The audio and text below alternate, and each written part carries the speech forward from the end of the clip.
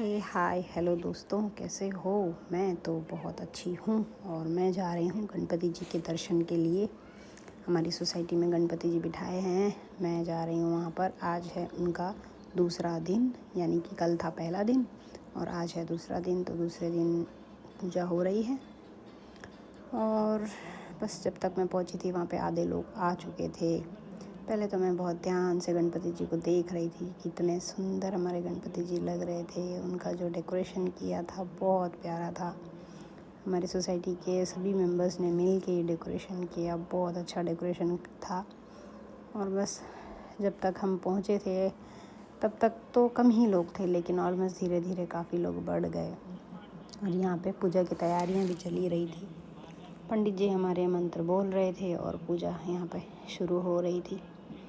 यहाँ पे हमारे 2 जोड़ों को बिठाया गया था। 2 जोड़े थे जो ये पूजा आज की कर रहे थे और उनसे पंडित जी ने पूजा करवाई। पब्लिक आराम से बैठकर पूजा अर्चना देख रही थी। मैं तो बस वीडियो शूट करने में लगी हुई थी।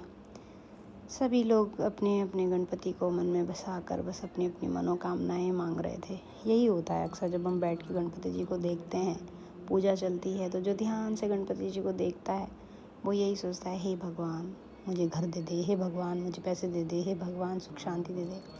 अपने अपने मन में मनोकामना लोग मांगते हैं। गणपति जी को देख के पता नहीं क्यों ये सब चीज़ें ऑटोमेटिक हो ही जाती है और बहुत प्यारे हमारे गणपति जी होते हैं। फ़िलहाल तो इनकी आरती कराई जा रही थी। हमारे सुंदर से जो गणराज हैं उनकी आरती हो रही थी। अंकल आंटी उनकी अच्छे से आरती कर रहे थे। 2 जोड़े जो थे, एक थे अंकल आंटी और दूसरे एक थे भैया भाभी। बस सोसाइटी वालों ने मिल के बहुत अच्छे से ये जो भी पूजा अर्चना का था बहुत अच्छे से करवाया। हमारी सोसाइटी के सभी लोग बहुत अच्छे हैं।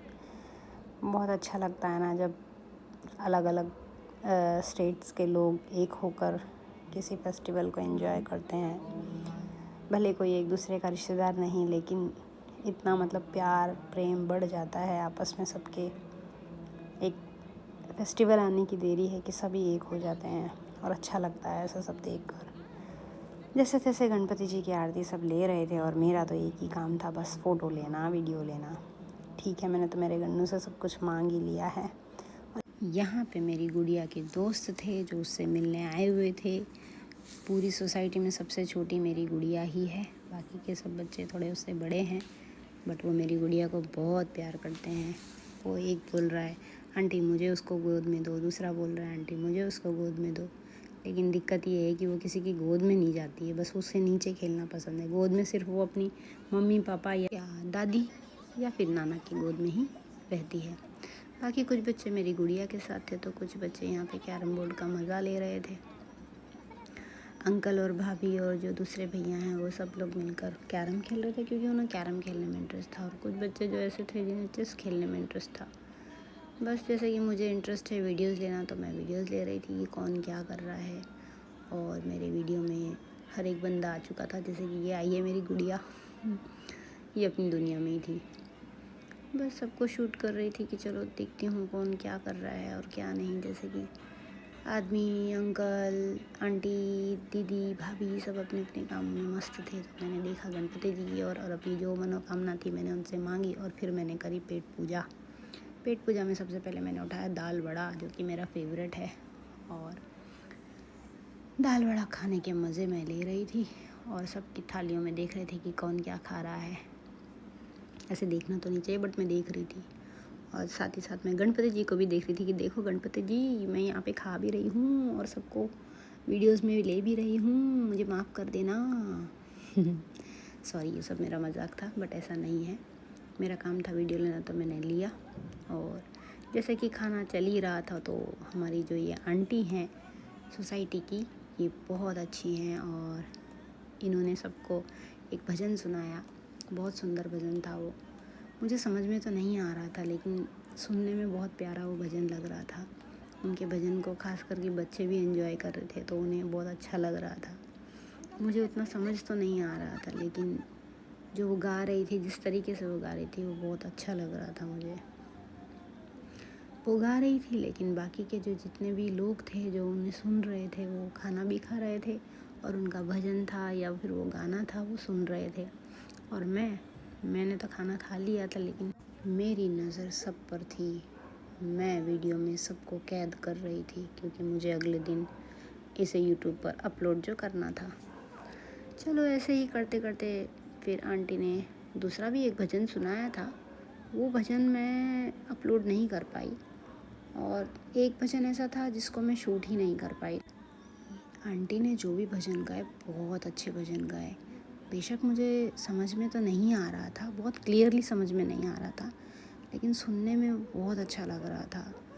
मतलब ये आंटी तो इतना अच्छा गाती है, मैंने कभी सोचा भी नहीं था। ऐसा लगता नहीं था कि वो गाना इतना प्यारा गाएंगी, और उन्होंने गाया। बाद में जब उन्होंने 2-4 भजन गा लिए थे, उसके बाद उन्होंने भी बैठ के खाना शुरू कर दिया, और ऑलमोस्ट लेडीज़ का तो चल ही रहा था खाने का। बस ये है कि सबसे पहले मैं निपट चुकी थी, क्योंकि मेरा ध्यान आधा मेरी गुड़िया पे था, और आधा में मुझे कौन सी वीडियो लेनी है कौन सी नहीं लेनी है, वो मेरा काम था। जैसे तैसे सब आराम से बातें करते हुए खा रहे थे। लगभग रात के 9:30-10 बजे तक ये सब चलता रहा खाने का ही, क्योंकि इसके बाद तो धमाल होने वाला था। धमाल कैसा धमाल, वो मेरी आगे की वीडियोस में सबको पता चल ही जाएगा। फ़िलहाल तो यहाँ पे खाने का ही चल रहा था। खाने के बाद मैंने थोड़ा प्यार से मेरे गणपति को देखा और कुछ अपने मन में मांगा। उसके बाद सोचा कि देखो गणपति, जो मैं मांग रही हूँ वो मुझे दे देना। और बस ऐसे करते हुए मैंने एक आंटी की एक अच्छे से स्लो मोशन में वीडियो ली, ताकि कल के दिन कोई ये ना बोले कि मेरी वीडियो नहीं ली, मुझे वीडियो में तुमने अच्छे से नहीं लिया। ऐसा नहीं होना चाहिए ना। इसलिए मैंने सबको आराम से धीरे धीरे जूम इन जूम आउट करते हुए सबकी वीडियो ली। ऐसे खाते हुए तो किसी की वीडियो लेनी नहीं चाहिए, बट मैंने ले ली। बस ऐसे करते करते अब खाना जैसे तैसे आधा हो चुका था, और मेरी गुड़िया तो अपनी दादी की गोद से नीचे ही नहीं उतर रही थी, लेकिन मैं तो फ्री थी ना। और यहाँ पे दिखाया मैंने खाना जो कि प्रसाद में था। और ये है हमारी भाभी सोसाइटी में, हमारे सामने ही रहती हैं। ये जो प्यार से परोस के खिला रही थी, वो देखकर मुझे बहुत अच्छा लग रहा था। कि अच्छा लगता है ना जब कोई ऐसा प्यार से परोस के हमें खाना खिलाता है।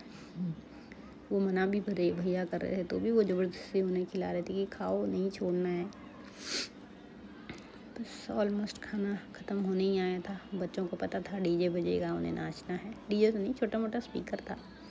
और ये है हमारी आंटी, अब तक जो भजन से कमाल कर रही थी, अब वो डांस करके कमाल दिखा रही हैं। अनएक्सपेक्टेड था कि आंटी डांस भी करेंगी।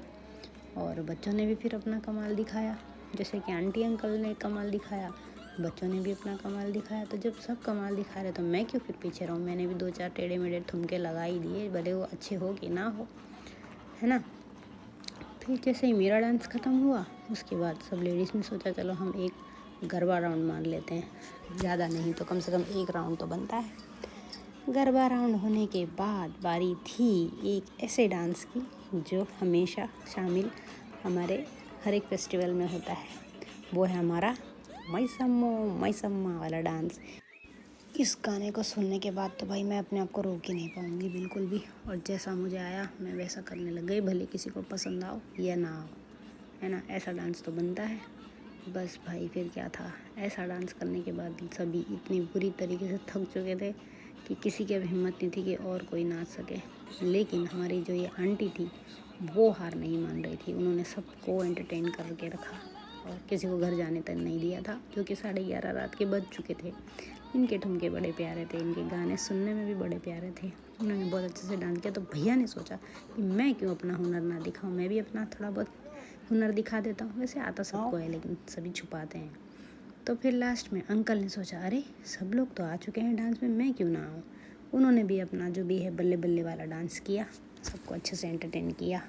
और ऐसा करते करते मैंने सबकी फिर फ़ोटोज़ ली अच्छे से, सबको ग्रुप में बिठाकर फ़ोटो शूट करने के बाद लास्ट में बचे थे मैं, मेरी गुड़िया और मेरी सास। फिर हमने लास्ट में तीनों ने एक साथ फ़ोटोज़ ली।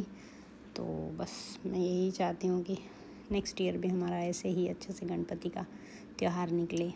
और happy Ganesh Chaturthi, bye bye.